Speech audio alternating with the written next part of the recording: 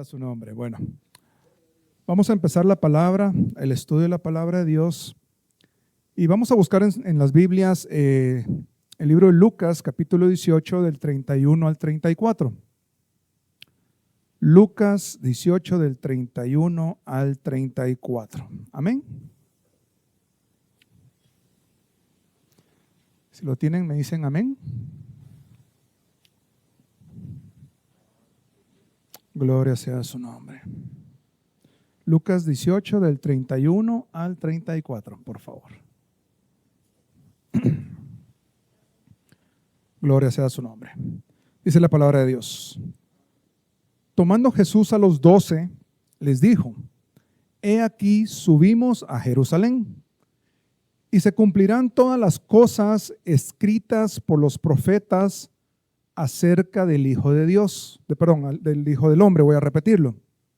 Y se cumplirán todas las cosas escritas por los profetas acerca del Hijo del Hombre. 32. Pues será entregado a los gentiles y será escarnecido, y afrentado y escupido. Y después que le hayan azotado, le matarán. Mas el tercer día resucitará. Pero ellos nada comprendieron de estas cosas, y esta palabra les era encubierta, y no entendían lo que se les decía. En este momento, cuando Jesús les anunciaba a los discípulos lo que iba a acontecer, lo que iba a suceder, ¿cuántos de ustedes siempre están pendientes de qué va a suceder? Cuando hay un estreno de una película, a veces va parte de la familia y la otra parte, no me vas a decir nada, no quiero saber qué va a pasar, ¿verdad? Pero hay una expectativa cuando uno no sabe qué es lo que va a suceder. Es una posición diferente saber lo que va a suceder y cuando uno no sabe qué va a suceder. Pero aquí, en este pasaje, en Lucas 18, hay algo bien interesante. Era la tercera vez que Jesús le decía a sus discípulos acerca de lo que iba a padecer, de su muerte y su resurrección. La tercera vez, la primera vez lo podemos ver en Lucas 9:22, la segunda vez en Lucas 9:43 al 44, después de la transfiguración. Y esta fue una tercera vez que fue más o menos 15, 20 días antes de que Jesús fuera entregado. Ahora, qué importante, aquí me llama la atención que habla de que, pero ellos nada comprendieron estas cosas y esta palabra les era encubierta. Hay muchas cosas que el Espíritu Santo de Dios sabe en qué momento revelar y por qué razón. ¿Cuántos saben que Dios es soberano? Y dentro de su soberanía el Espíritu Santo da revelación en un momento indicado, en un momento preciso, que muchas veces como humanos nosotros no entendemos. Pero si nosotros sabemos que Dios es soberano, nosotros tenemos que saber que en su momento vienen las cosas perfectas. Ni tarde ni temprano, sino que en el momento preciso. ¿A cuántos de ustedes les ha sucedido? A mí me ha pasado mucho, que yo recibo una enseñanza y quizás es un pasaje, es un tema que yo he escuchado no solo una vez, dos veces, o quizás incluso hemos estudiado y hemos enseñado, pero hay un momento que el Espíritu de Dios trae una revelación y uno dice, yo no lo había entendido de esta manera, yo no lo había visto de esta forma que el Espíritu me está revelando. ¿A cuánto les ha pasado? ¿Sí? Muchas veces escuchamos una y otra vez, por lo que yo les invito que siempre cuando escuchemos la poderosa palabra de Dios, no importa si es un pasaje conocido, no importa si es una enseñanza, un título que usted ya conoce, prestemos atención y hablemosle al Espíritu Santo y digámosle, ¿qué quieres enseñarme en esta mañana? Porque nunca es casualidad que estemos en el lugar donde el Espíritu Santo nos indica que estemos. Amén. Ahora, vamos a leer Lucas, vámonos al libro de Lucas, capítulo 24, vamos a buscar del 13 al 35. Vamos a leer una buena porción de la palabra de Dios. Por favor, abra bien sus ojos, sus sentidos atentos. Le voy a pedir a mi esposa que nos haga el favor de leerlo y ponga atención. Yo sé que es un poquito largo, pero trate de ponerle atención y entienda lo que dice cada versículo, ¿sí? Usted viva el momento que está narrando aquí la palabra de Dios. Si estamos listos, leámoslo por favor. Lucas 24 del 13 al 35. Aquel mismo día, 2 de los discípulos iban a una aldea llamada Emaús, que estaba como a 11 kilómetros de Jerusalén. Conversaban entre sí acerca de todas estas cosas que habían acontecido. Y mientras conversaban y discutían, Jesús mismo se acercó y caminaba con ellos. Pero sus ojos estaban velados para que no lo reconocieran. Y él les dijo: ¿qué discusiones son estas que tienen entre ustedes mientras van andando? Y ellos se detuvieron con semblante triste. Uno de ellos, llamado Cleofas, le dijo: ¿eres tú el visitante en Jerusalén que no sabe las cosas que en ella han acontecido en estos días?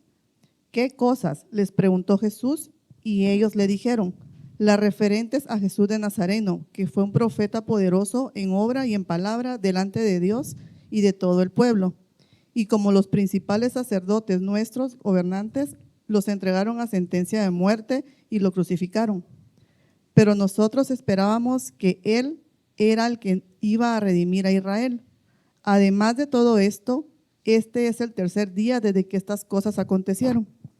Y también algunas mujeres de entre nosotros nos asombraron, pues cuando fueron de madrugada al sepulcro y al no hallar su cuerpo, vinieron diciendo que también habían visto una aparición de ángeles que decían que él vivía. Algunos de los que estaban con nosotros fueron al sepulcro y lo hallaron tal como también las mujeres habían dicho, pero a él no lo vieron. Entonces Jesús les dijo: oh insensatos y tardos de corazón, para creer todo lo que los profetas han dicho.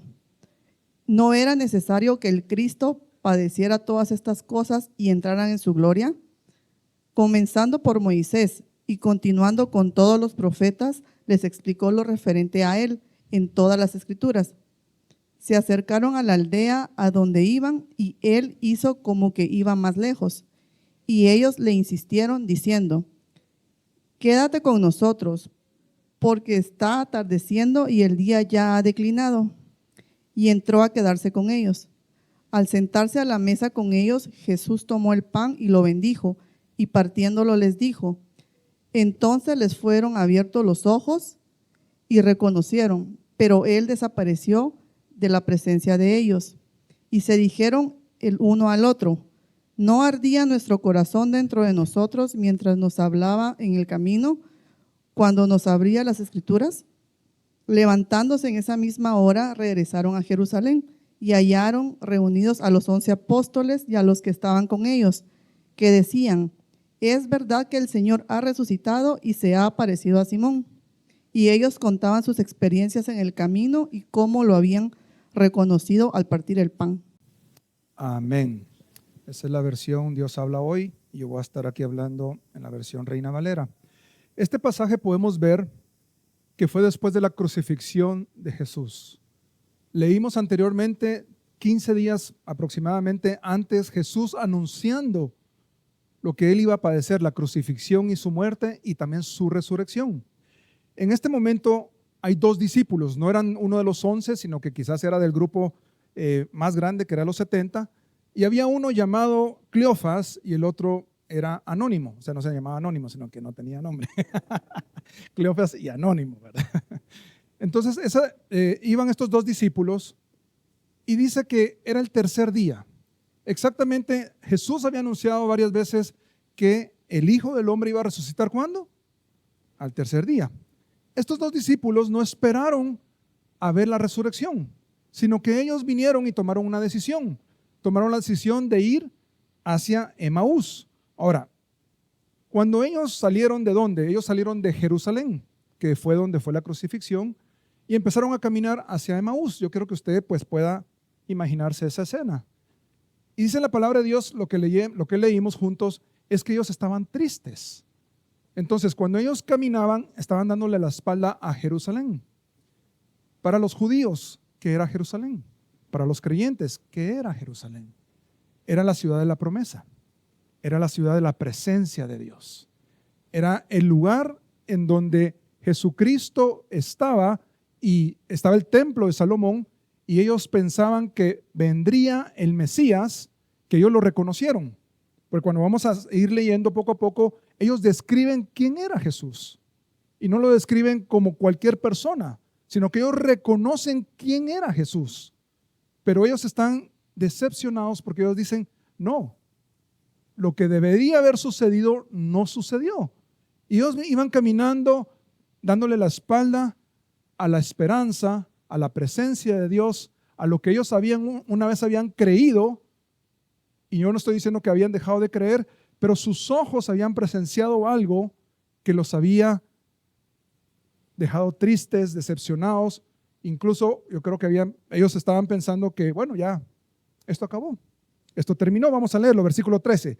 Y he aquí 2 de ellos iban el mismo día, el tercer día, que es el día de la resurrección, a una aldea llamada Emaús, que estaba a 60 estadios de Jerusalén. 60 estadios es aproximadamente 11 kilómetros. Ahora, Jerusalén queda en un lugar alto, ¿sí? Y Emaús queda en un lugar bajo. Ellos estaban descendiendo de Jerusalén. Podemos decir que estaban dando la espalda a la presencia de Dios y estaban caminando, descendiendo y alejándose de la presencia de Dios. Ahora, ¿por qué estaban haciendo ellos esto? Verso 14. E iban hablando entre sí de todas aquellas cosas que habían acontecido. Ahora pensemos, ¿qué habían vivido estos discípulos? ¿Qué habían visto estos discípulos? La crucifixión de Jesús, cómo había sido él azotado, cómo como cordero fue llevado al matadero, dice la palabra de Dios.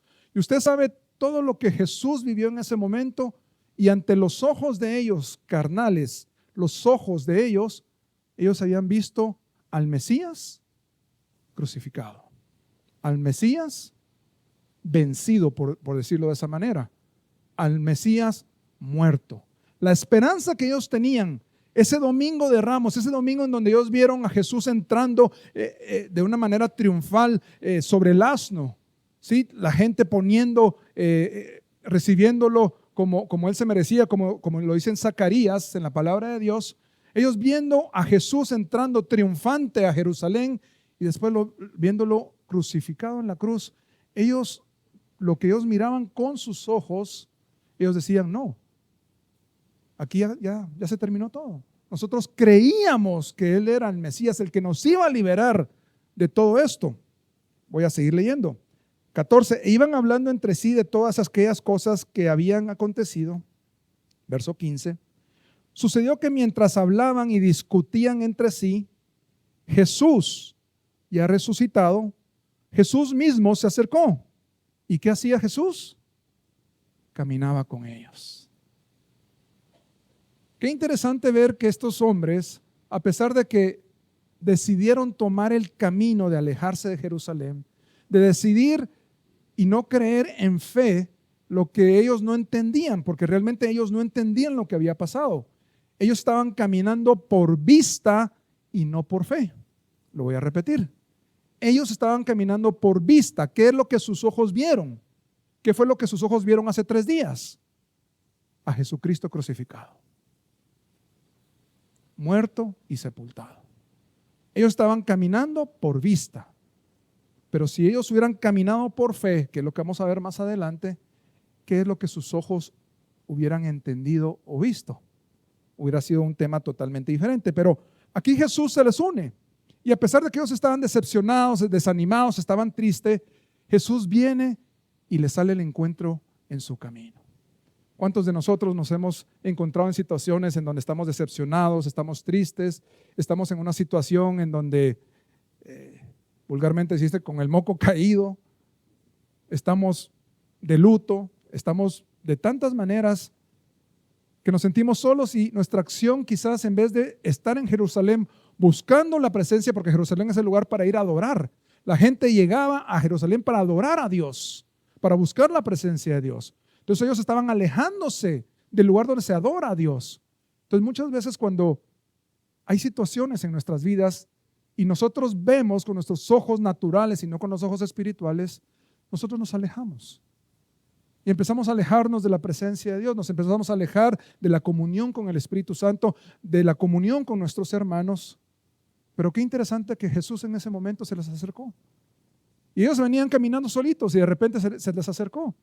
Y Jesús estaba ahí con ellos. ¿Cuántos dicen gloria a Dios a eso? Verso 16. Mas los ojos de ellos estaban ¿cómo? Velados, para que no le reconocieran. Ese dolor, esa tristeza, eso de caminar con nuestros ojos naturales, habían hecho que ellos tuvieran los ojos velados y no pudieron reconocer a Jesús. Simplemente fue un extraño que se nos unió al camino, se puso a la par nuestra y cae bien, sí, cae bien. Bueno, ven, acompáñanos, platiquemos. ¿Qué pasó? Verso 17. Y les dijo, ¿qué pláticas son estas que tenéis entre vosotros mientras camináis? ¿Y por qué estáis tristes? Jesús les dice, ¿y qué es todo esto lo que ustedes están hablando? Por supuesto, Jesús sabía, entendía, Él es soberano, omnipresente, omnisciente, Él lo sabe todo. Pero me llama la atención que Jesús en el versículo 17 le dice, ¿qué son estas pláticas que ustedes están haciendo? Jesús da la oportunidad de que ellos se desahoguen. Ellos venían ¿cómo? Tristes. Cuando usted está triste, muchas veces tiene algún nudo en la garganta, decimos por decirlo de esa manera. Cuando uno está triste y tienen cosas ahí en el corazón, en el alma, y uno está lidiando con eso, uno tiene ese nudo en la garganta, uno lo que quiere es desahogarse. Y Jesús vino y les dice, ¿y qué son esas cosas que ustedes están hablando? ¿Sí? ¿Por qué están tristes? Jesús viene y les permite a ellos expresar con su boca y desahogarse lo que había sucedido. Verso 17, ¿verdad? 18. Respondiendo uno de ellos, que se llamaba Cleofas, le dijo, ¿eres tú el único forastero en Jerusalén que no has sabido las cosas que en ella han acontecido en estos días? Recordemos que la crucifixión sucedió ¿cuándo? En la Pascua. Y la Pascua era el momento en donde todos iban a Jerusalén para celebrar la Pascua. Y en medio de esa celebración, ¿qué fue lo que ellos, todos los que llegaron, qué fue lo que vieron?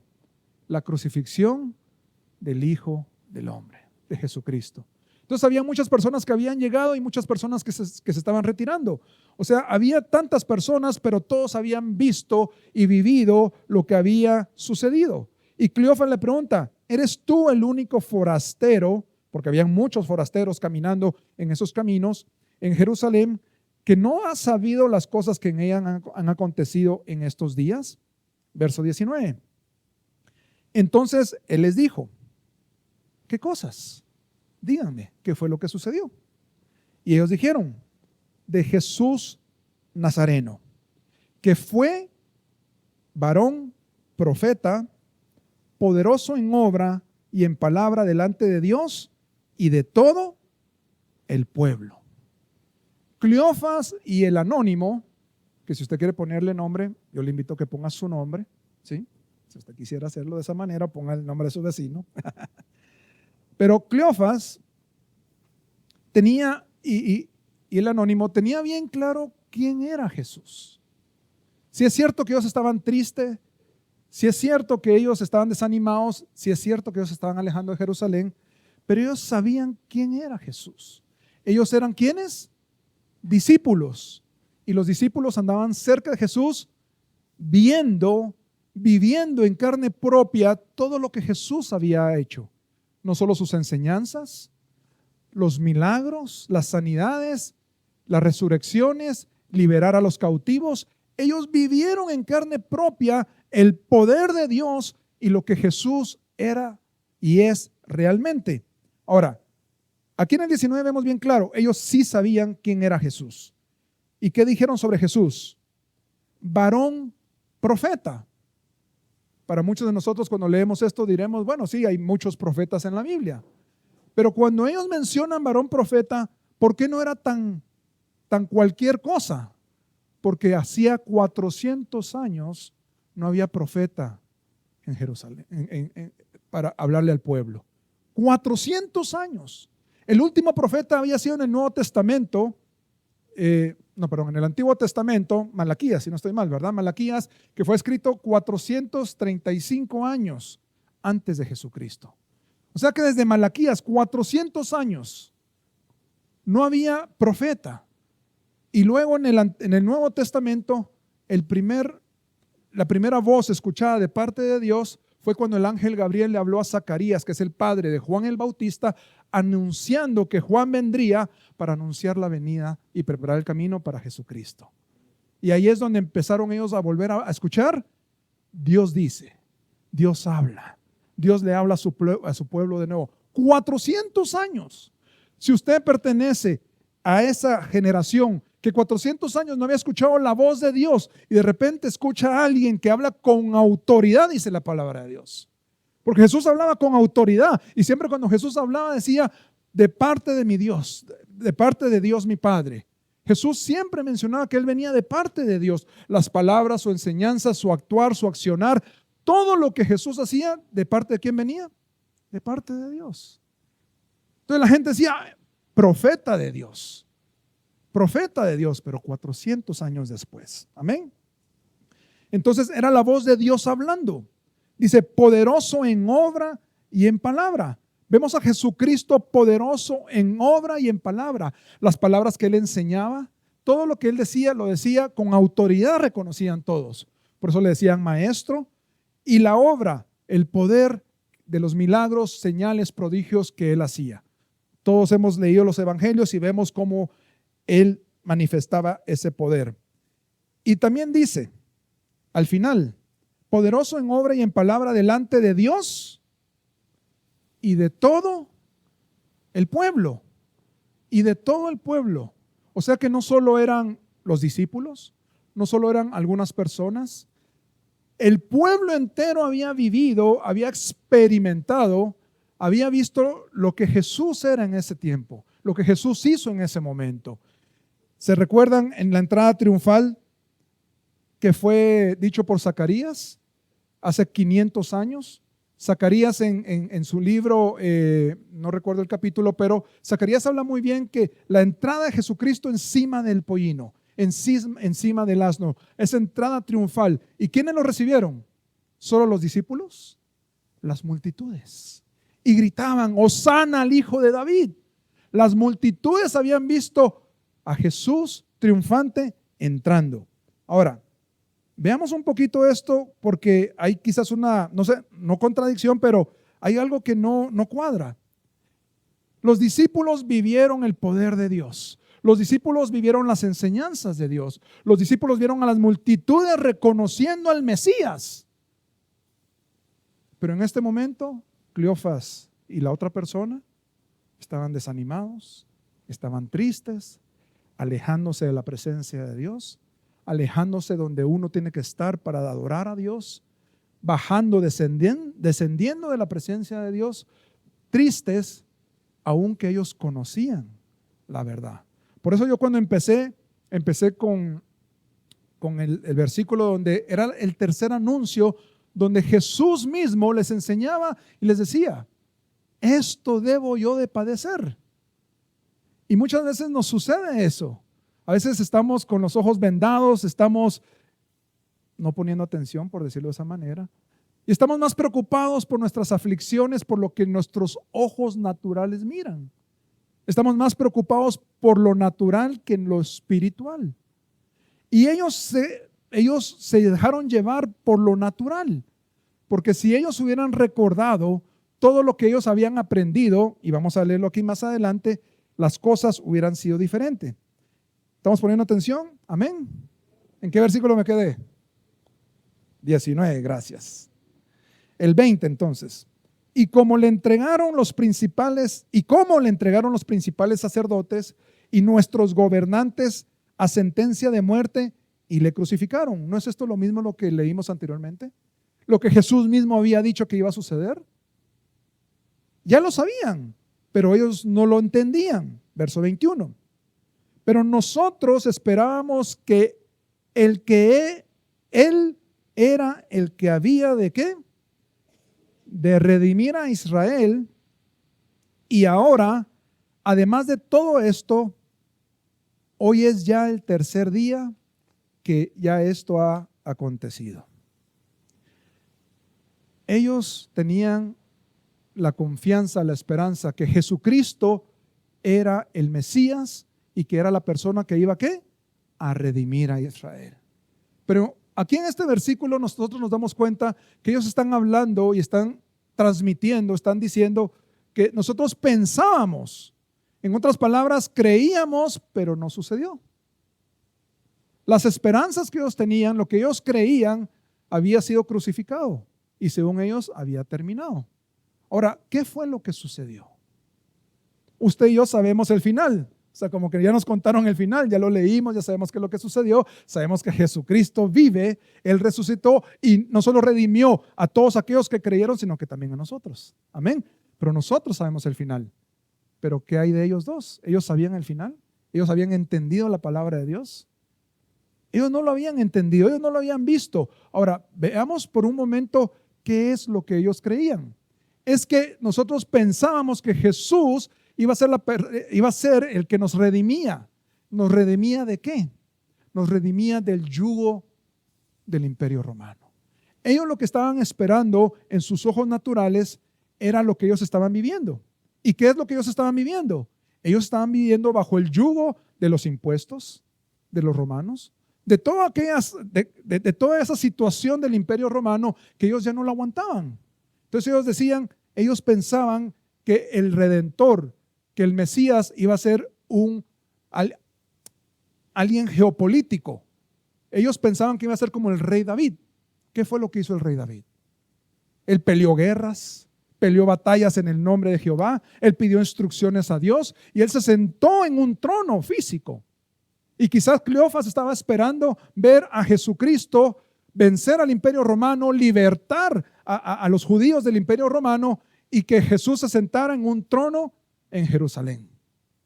Eso era lo que ellos esperaban. Eso eran sus expectativas. Amén. ¿Y qué fue lo que sucedió? Sus expectativas de un Jesús que iba a redimirlos, que los iba a liberar del Imperio Romano, que iba a tomar el control de todo, que los iba a libertar y que iba a ser un rey ahí físico, no sucedió. No sucedió. Ahora la pregunta que yo quisiera hacer en esta mañana es, ¿cuáles son tus expectativas?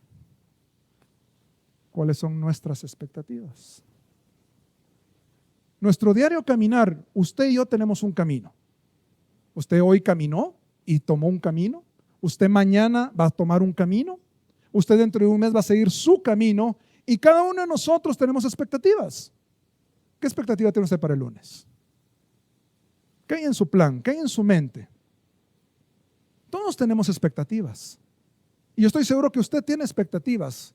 Los jóvenes dirán, bueno, yo quiero terminar la universidad, yo quiero estudiar esto, yo quiero alcanzar a hacer esto, quiero conseguir un buen trabajo, o quiero hacer esta inversión, no sé, usted tiene sus expectativas.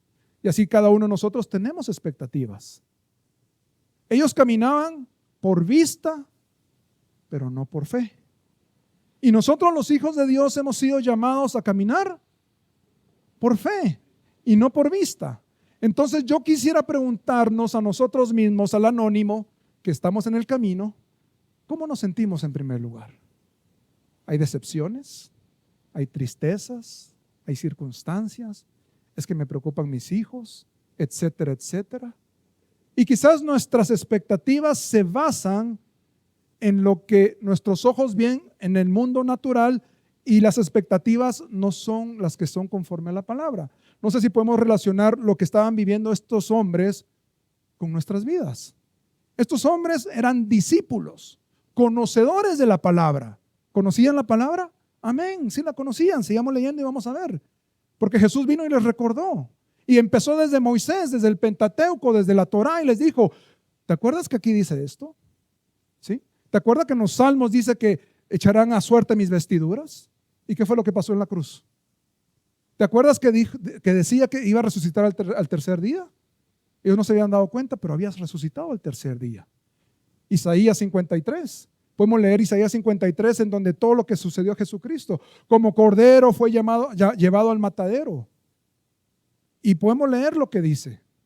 Y podemos ver que ellos conocían las Escrituras. Ahora, yo quiero preguntar, ¿cuántos de nosotros conocemos las Escrituras? Y si no las conoce, por favor, léalas, conózcalas. Pero el conocer las Escrituras hay una parte, un ingrediente que es tan importante, que es la fe. Una cosa es conocer y otra cosa es creer y entender qué es lo que va a suceder. Ellos conocían las Escrituras y Jesús mismo caminó con ellos a la par y les empezó a hablar sobre las Escrituras. ¿En qué versículo me quedé, por favor? ¿Más fuerte? 21. Vamos a leer el 22. Aunque también nos han asombrado unas mujeres que entre nosotros, las que antes del día fueron al sepulcro, y como no hallaron su cuerpo, vinieron diciendo que también habían visto visión de ángeles, quienes dijeron, ¿qué les dijeron los ángeles? Esas mujeres fueron al sepulcro, y los ángeles mismos se les aparecieron y les dijeron: Cristo ha resucitado, Cristo vive. ¿Ellos se fueron antes o después de saber esta noticia? Escucharon la noticia que les dijeron: el cuerpo no está. Y se nos aparecieron unos ángeles diciendo: Él resucitó. Y aún así ellos estaban caminando, ¿cómo? Con sus ojos naturales. Con sus ojos naturales. Habían unas mujeres, sí, que entre nosotros, las que antes del día fueron al sepulcro, y como no hallaron su cuerpo, vinieron diciendo que también habían visto visión de ángeles, quienes dijeron que Él vive. Y fueron algunos de los nuestros al sepulcro y hallaron así como las mujeres habían dicho. Hasta habían testigos. Hasta había testigos diciendo: sí es cierto lo que ellas dijeron. ¿Sí? Pero a Él no le vieron. Entonces Jesús en ese momento, verso 25, dijo claramente. Entonces Él les dijo: oh insensatos y tardos de corazón para creer todo lo que los profetas han dicho. ¿Cuántas veces hemos leído en la palabra de Dios en donde dice: para que se cumpliese lo dicho por los profetas? Para que se cumpliese lo dicho por los profetas. No era necesario que el Cristo padeciera estas cosas. Lo que tus ojos naturales vieron, todo lo que tú crees que fue un desastre, todo lo que tú piensas y tú crees que fue lo peor de lo peor, que aquí se acabó todo, el fin del mundo, ya no hay esperanza, lo que yo creía ya no es, lo que yo pensaba ya no es, las cosas que mi expectativa se vino y se derrumbó totalmente, ¿sí? No era necesario que Cristo padeciera estas cosas y que entrara en su gloria. Y comenzando desde Moisés y siguiendo por todos los profetas, les declaraba en todas las escrituras lo que de Él decía.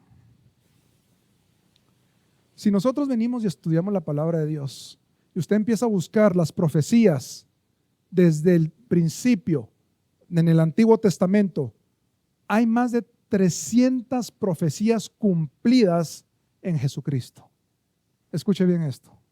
300 profecías no escritas un año antes, no 2 años antes, cientos de años, hasta incluso en Génesis vemos profecías acerca de Jesucristo que sucedieron. Usted y yo tenemos nuestro camino. Usted y yo, nosotros caminamos día a día. Yo no sé cómo se siente usted, si sus pasos son conforme a lo natural, pero ¿cuántas veces o cuánto de la palabra de Dios usted conoce, usted sabe, pero usted lo está viendo con ojos naturales o con ojos de fe? ¿En qué momento estamos viviendo?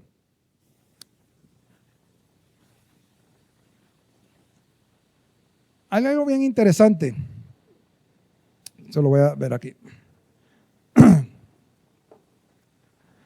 El problema no es la falta de conocimiento, sino que la falta de fe en las Escrituras. Ahora, cuando hablamos de fe, sabemos que en Hebreos 11:1 es pues la fe, la certeza de lo que se espera, la convicción de lo que no se ve. Efesios 11:1. Es pues la fe, la certeza de lo que se espera. ¿Qué significa certeza? La palabra certeza es porque es algo cierto. algo que no hay duda, algo que es, ¿sí? La certeza de lo que se espera. Ahora, veamos esto por un momento.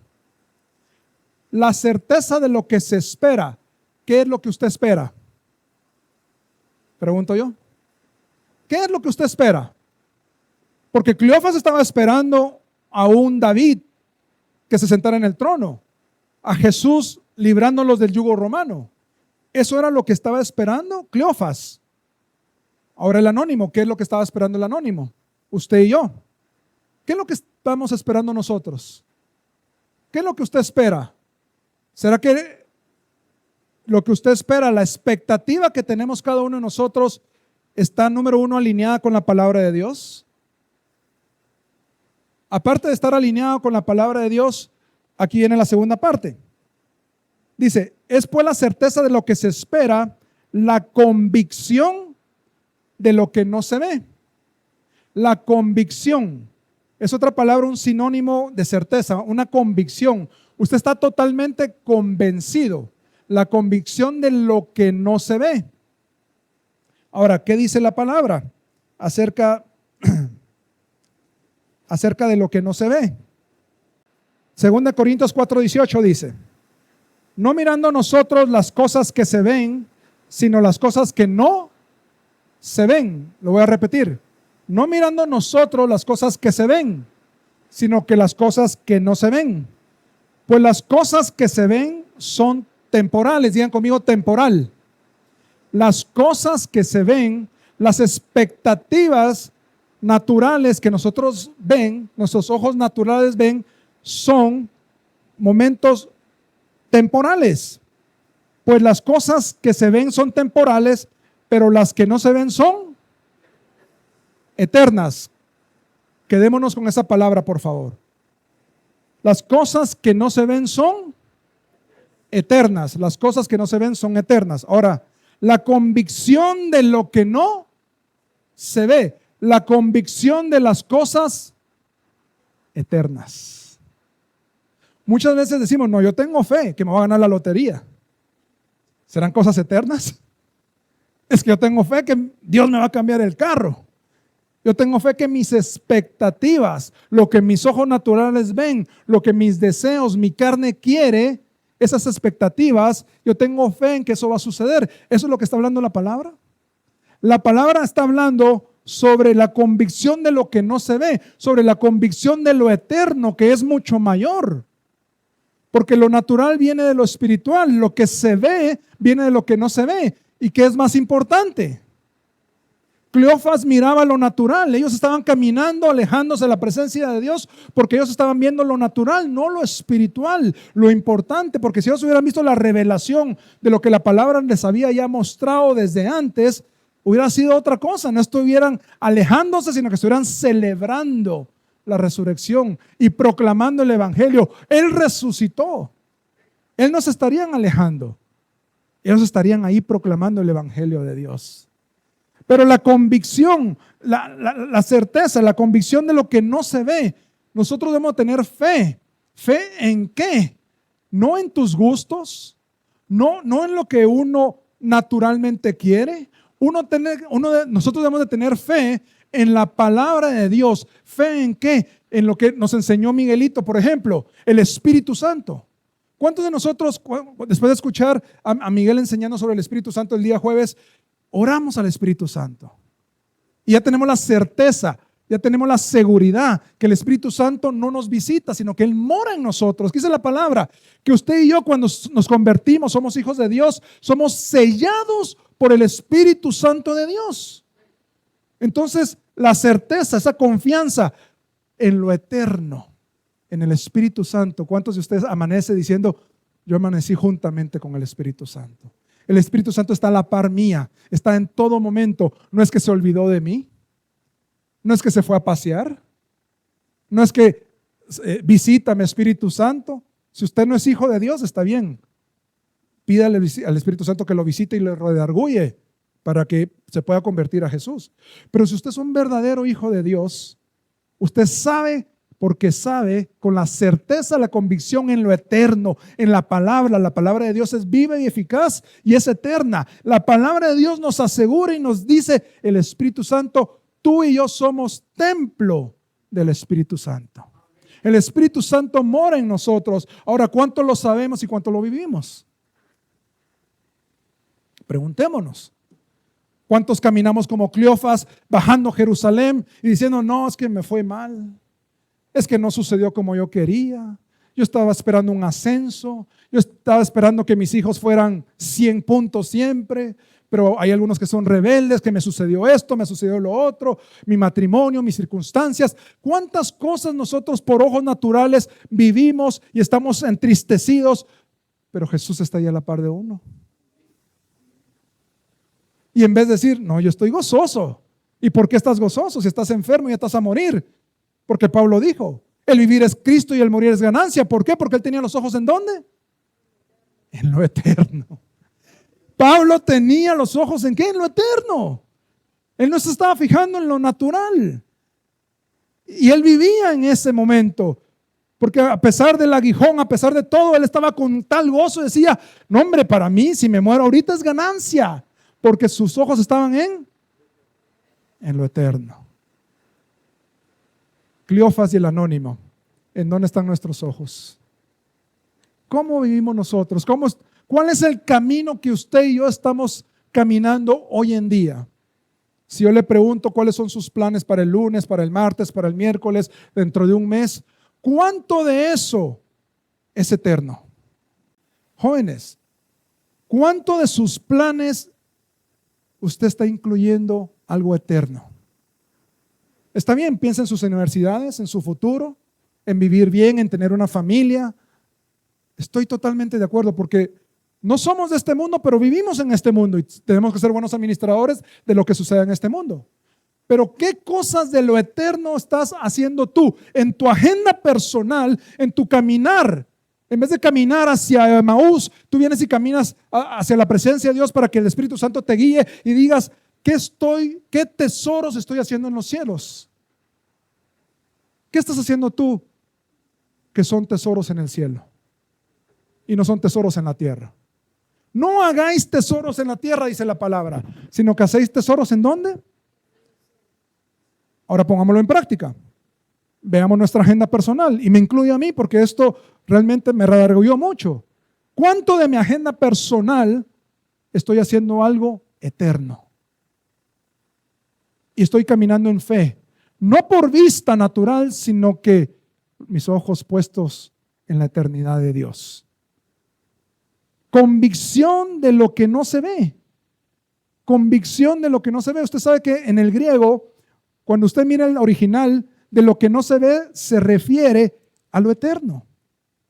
No se refiere a lo natural. Cuando usted estudia y ve el original, ese versículo en Hebreos 11:1, cuando dice cuando habla sobre eso, se refiere a lo eterno.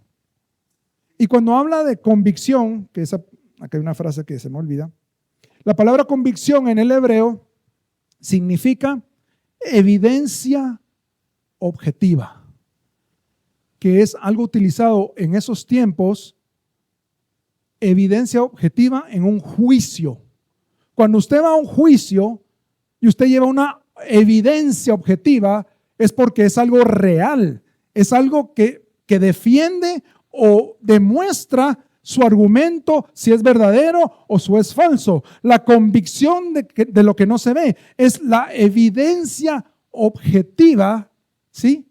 Es la evidencia que vemos que es porque es. No sé si me explico. Porque a veces nosotros interpretamos los versículos a nuestra conveniencia.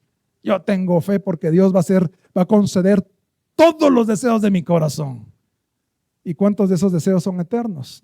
¿Y cuántos son solo para un gusto natural o temporal? Las cosas eternas no son temporales. Las cosas naturales son temporales. Pero las que no son, las espirituales son eternas. ¿A qué nos queremos dedicar nosotros? ¿Hacia dónde queremos caminar? ¿Cuáles son nuestros planes? ¿Cuáles son sus planes? ¿Cuáles son sus expectativas? ¿Cuáles son sus expectativas?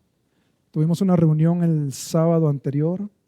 Me acuerdo que el hermano mencionaba, estábamos platicando acerca de buscar la guianza del Espíritu Santo para nuestra congregación, para usted y para mí, ¿sí? Para ponerlo en las manos del Señor y poder caminar y crecer y en lo eterno, para prepararnos para ser la novia. ¿Usted se acuerda? ¿Usted sabe que usted es la novia? ¿Cuántas cosas ha hecho usted para prepararse para ser la novia? Pregunto. En sus planes del diario vivir, ¿cuántas acciones, planificaciones, cuántos planes tiene usted para decir, esto lo estoy haciendo porque yo entiendo que yo soy la novia, yo soy la iglesia y Jesucristo vendrá por mí y yo me voy a ir a casar con Él? ¿Cuántas cosas en su diario vivir tienen que ver con que usted entienda y sabe que usted es la novia y va a ser arrebatada en algún momento? Porque Jesús viene por una novia sin manchas y sin arrugas. Una de las formas como nos podemos preparar es buscando la santidad de Dios. Sed santos como yo soy santo, dice la palabra. Sin santidad nadie verá al Señor, dice la palabra. Orar al Espíritu Santo, redargúyeme, estórbame el pecado, ayúdame a buscar esa santidad que realmente yo necesito porque yo soy la novia. Usted todavía tiene duda, amado hermano, usted es la novia. Usted va a ir a las bodas del Cordero no como un invitado, usted va a ir como la novia. ¿Cómo nos estamos preparando para eso? Y regreso a lo que decía el hermano ese sábado y decía, él daba una opinión. Él decía, lo que debemos de buscar en la congregación no solo es el conocimiento, sino que cuánto vivimos de ese conocimiento. Y él lo recalcaba y decía, ¿cuál es el siguiente paso en esta congregación? Esta congregación debemos de caminar, ya no solo escuchar, conocer, sino que empezar a poner en práctica lo que nosotros conocemos. ¿Cuántos están de acuerdo conmigo? ¿Cuántos están de acuerdo con lo que dijo el hermano? ¿Y cuántos están dispuestos a caminar en ese camino? Gloria sea a su nombre.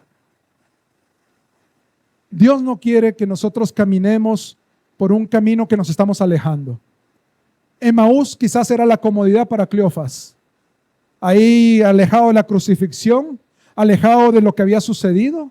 Y y Emaús era un lugar, un pueblecito pequeño que uno decía, no, mejor me alejo, mejor me aparto, mejor me quedo en mi casa. ¿Ese es el plan de Dios para cada uno de nosotros? ¿Ese es lo que Dios quiere para nuestras vidas? No, por supuesto que no. Me quedé en el versículo 25. Entonces Él les dijo, oh insensatos y tardos de corazón. Jesús no los quería humillar, Jesús quería moverle la silla, que es lo que quiere hacernos a nosotros, mover nuestras sillas y que reaccionemos. Oh insensatos y tardos de corazón, para creer todo lo que los profetas, oh insensatos y tardos de corazón para creer todo lo que los profetas han dicho. ¿No era necesario que el Cristo padeciera estas cosas y que entrara en su gloria? Y comenzando desde Moisés y siguiendo por todos los profetas, les declaraba en todas las escrituras lo que él decía. ¿Qué fue lo que hizo Jesús? Recordarles todo lo que ellos ya sabían, pero en vivencia. Lo que ustedes sabían, ahora lo estamos viviendo. Eso fue lo que sucedió. Era necesario que Jesús padeciera eso, porque estaba escrito. ¿Para qué? Para redimirlos, no geopolíticamente, sino que para redimirlos para la eternidad, en lo espiritual. Porque Jesucristo venció la muerte y resucitó al tercer día. ¿Cuánto le dan gloria a Dios por eso? Amén. Y llegaron a la aldea donde iban y él hizo como que iba más lejos. Mas ellos le obligaron a quedarse diciendo, quédate con nosotros, porque se hace tarde y el día ya ha declinado. Entró pues a quedarse con ellos. Ellos iban en el camino, amén. Y ellos hablaron, platicaron y les fue revelada la palabra de Dios. Y yo lo que le pido al Espíritu Santo de Dios, que a cada uno de nosotros, a pesar de nuestras tristezas, nuestros sentimientos, lo que nosotros creemos, la palabra de Dios que usted conoce, que usted ya sabe, sea revelada por el Espíritu Santo como le fue revelado a estos hombres. Y estos hombres quedaron tan impactados de la palabra de Dios que llegaron a Emaús y ya era noche, ya era tarde. Y le dijeron, y Jesús le dijo, yo voy a seguir el camino. Jesús dio a entender de que él no se iba a quedar en Emaús, sino que iba a seguir. Quiero que ponga atención a eso. ¿Mas ellos qué hicieron? Ellos le obligaron a quedarse, diciendo, por favor, quédate con nosotros. No te puedes ir, necesito que te quedes. ¿Sí? Le obligaron, le dijeron que se quedaran con nosotros porque se hace tarde y el día ya ha declinado, ya era de noche. Entró pues Jesús a quedarse con ellos. Verso 30. Y aconteció que estando sentado con ellos a la mesa, se quedaron con ellos, se quedaron sentados a la mesa.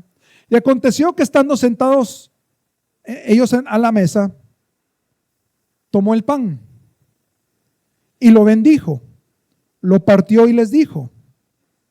Entonces les fueron abiertos los ojos. Oiga bien esto. En ese momento que Jesucristo partió el pan en esa mesa, con Cleofas y con usted ahí, el anónimo, ¿sí? Le fueron abiertos los ojos y le reconocieron, mas él se desapareció de su vista. Verso 32. Y se decían el uno al otro, ¿no ardía nuestro corazón en nosotros mientras nos hablaba en el camino y cuando nos abría las Escrituras? Repito este versículo. Y se decían uno al otro, ¿no ardía nuestro corazón en nosotros mientras nos hablaba en el camino y cuando nos abría las Escrituras? Y levantándose en la misma hora, siendo medianoche, no importaba que ya era tarde, no les importó. Y en el camino en ese tiempo era peligroso andar de noche, la gente no andaba de noche en el camino. Y levantándose a esa misma hora volvieron a Jerusalén. La emoción era tanta que ellos decidieron irse de regreso a Jerusalén, donde está la presencia de Dios, donde está la adoración a Dios, donde está la comunión con Dios. Y hallaron a los 11 reunidos y a los que estaban con ellos que decían, ha resucitado el Señor verdaderamente. Ahora sí las cosas cambiaron. Ahora sí sus ojos no miraban lo natural, sino que miraban lo eterno. Ellos habían abierto los ojos. Ahora les pregunto, ¿en qué momento fue que abrieron ellos los ojos? Cuando partió el pan en la mesa del Señor. Lo que sucedió aquí con Cleofas en la repartición del pan en la mesa no fue un momento cualquiera, no fue una cena cualquiera. Fue exactamente lo que sucedió en la última cena del Señor. En esa cena del Señor, los ojos espirituales de ellos fueron abiertos. Y ellos reconocieron algo. Mientras estábamos en el camino, nuestro corazón ardía. El corazón de ellos ardía cuando escuchaban lo que había sucedido en Isaías, en Zacarías, lo que había sucedido en los Salmos, lo que había sucedido cuando los profetas vinieron y profetizaron acerca de Jesús, de lo que iba a acontecer, lo que iba a suceder. Y en ese momento ellos entendieron y dijeron, ¡ah, sí! Miren, cuando usted sea arrebatado, por favor, que no sea hasta en ese momento decir, ¡ah, cierto, me iban a arrebatar! ¡No! Usted debería vivir con esa expectativa. Usted y yo, si somos hijos de Dios, vamos a ser arrebatados. ¿Cuántos tienen duda de eso todavía? ¿Cuántos viven pensando sobre que el arrebatamiento será que sí, será que no? ¿O usted vive con fe, con la certeza en lo eterno sobre el arrebatamiento? Usted y yo, si somos hijos de Dios, seremos arrebatados. Y usted debería vivir con gozo. Mire, aquí en lo natural puede llover, puede caer agua, puede pasar lo que pase, pero en su corazón, si usted está enfocado en lo eterno, debe haber un gozo, porque mi vida le pertenece a Jesucristo. Yo he sido redimido, perdonado. ¿Yo hacia dónde voy? ¿Para dónde va mi camino? A lo eterno. Ese es el camino donde yo voy. Entonces, ¿por qué ponerme triste? Es cierto, tenemos que enfrentar las cosas aquí en el mundo, aquí en lo natural. Nuestra pareja, nuestros hijos, nuestro trabajo, nuestros estudios, etcétera, etcétera. Pero su gozo tiene que estar en lo eterno. Sus ojos tienen que estar en lo espiritual, lo que no se ve. Pensemos en lo que usted está viendo y lo que Jesucristo quiere que usted mire, lo que el Espíritu Santo de Dios quiere que usted y yo veamos realmente. Ese momento fue un momento muy especial. Me llama la atención que Jesús les dijo: yo voy a seguir. Ustedes llegaron a Emaús, entren, coman, tranquilos, yo sigo el camino. Pero ellos tenían una desesperación. Y dice la palabra que ellos obligaron, por supuesto, nadie puede obligar a Dios. Es un simbolismo nada más de la desesperación, del anhelo de su corazón de que Jesús se sentara a la mesa con ellos. Cada vez que usted y yo tomamos la Santa Cena el primer domingo, ¿cuántos de ustedes invitan a Jesús con un anhelo indescriptible? ¿Cuántos de nosotros solo tomamos la Santa Cena como, hoy es Santa Cena? Sí, oremos, pidámosle perdón a Dios. Pero ¿cuántos de ustedes arde su corazón al escuchar la palabra como estos hombres y le dicen: Jesús, por favor, es necesario que te quedes conmigo? Es necesario que en esta Santa Cena que vamos a tomar en esta mañana, en esta tarde, tú estés con nosotros. Por favor, siéntate, te lo ruego, te lo suplico. Jesús, siéntate con nosotros. Y hay algo que me llama la atención. Cuando Jesús se sienta a la mesa con nosotros, ¿quiénes eran los anfitriones? Cleofas, ¿no? Invitando a Jesús. Pero dice la palabra de Dios que cuando Jesús se sentó, ¿quién bendijo la comida? ¿Quién partió el pan? Las cosas cambiaron. Usted invita a Jesús a su vida, a su caminar en esta Santa Cena. Y Jesús va a ministrar nuestro corazón. Él toma el control de la Santa Cena. Si es cierto que nosotros supuestamente somos anfitriones, colocamos el vino, colocamos el pan, nosotros hacemos lo necesario, pero Jesús es el que parte el pan. Jesús es el que bendice el pan y le entrega el pan a cada uno. Y compartir este momento íntimo, este momento especial con cada uno de nosotros. 1 Corintios 11:28 dice la palabra de Dios: por tanto, pruébese cada uno a sí mismo y coma así del pan y beba de la copa. Vamos a tomar la Santa Cena en esta mañana, pero antes de hacerlo, vamos a probarnos a nosotros mismos. Yo quisiera que usted cierre sus ojos en esta mañana y podamos tener unos minutos en donde usted escudriña su corazón, donde usted pueda pedirle al Espíritu Santo que mora en cada uno de nosotros. Espíritu Santo, redarguye mi corazón. Muéstrame en qué estoy fallando. Jesús, así como tú estabas sentado en esa mesa y tú abriste los ojos de Cleofas y de ese otro discípulo, que yo me identifico con ese discípulo. Así como tú te sentaste en esa mesa y tú abriste los ojos de ellos, Padre, yo te pido en esta hora que tú abras mis ojos espirituales.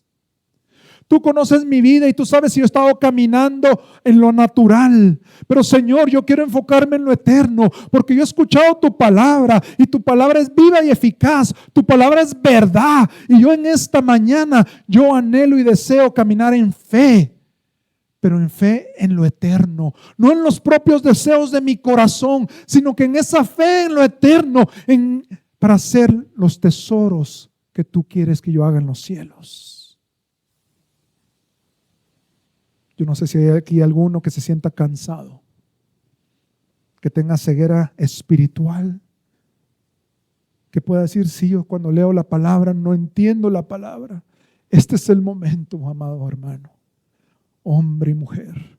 Este es el momento, si usted ha leído la palabra y no la ha podido entender, este es el momento en donde usted le puede decir a Jesús, Jesús, abre mis ojos, dame entendimiento, dame discernimiento, dame de tu conocimiento para vivir tu palabra y poder entender la revelación de tu palabra cada vez que yo la lea, la escuche. Señor, abre mis ojos espirituales, abre mis oídos espirituales, toma este tiempo y hágalo.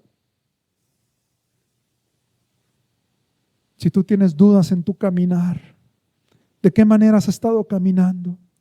Si te falta fe, si hay tristeza en tu vida, hay dolor, hay desilusión, tus expectativas naturales no fueron cumplidas y tú sientes un dolor porque mi matrimonio no funcionó, porque hubo luto, porque sucedió algo, en este momento puedes entregárselas al Señor. Esa desilusión y decirle, Señor, yo ya no voy a caminar más, ya no voy a caminar más en lo natural porque yo veo lo espiritual, porque esa persona yo sé que está a la par tuya, porque yo sé que tú tienes el control, la soberanía de Dios. Porque mis caminos no son tus caminos, tus pensamientos no son mis pensamientos, porque así como el cielo es más alto que la tierra, tus pensamientos son más altos que mis pensamientos, tus caminos son más altos que mis caminos, dice la palabra de Dios en Isaías 53. Tus caminos son mayores, tus pensamientos son mayores, Señor. Permíteme abrir mis ojos espirituales para caminar en tus caminos, no bajo mis expectativas, sino que bajo tus expectativas. Pruébese a cada uno a sí mismo. Yo quisiera dejar este momento, si usted necesita arrepentirse. Órele al Señor, usted y el Señor. Jesús está aquí. Si usted lo invitó y le dijo, no te vayas, Jesús, es necesario que entres conmigo y tomemos esta cena juntos. Usted invita a Jesús a esta cena. Tome este momento y confiésele sus pecados a Jesús. Jesús, yo he pecado contra el cielo y la tierra. Perdóname, Señor, mis malos pensamientos, mis malas acciones, mi falta de fe, hacer lo bueno, saber hacer lo bueno y no hacerlo es pecado.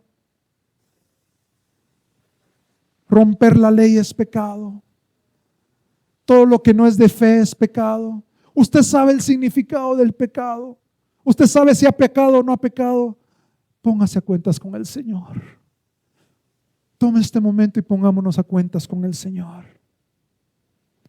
Gracias, Padre, en el nombre poderoso de Cristo Jesús. Nos ponemos a cuentas contigo, Señor.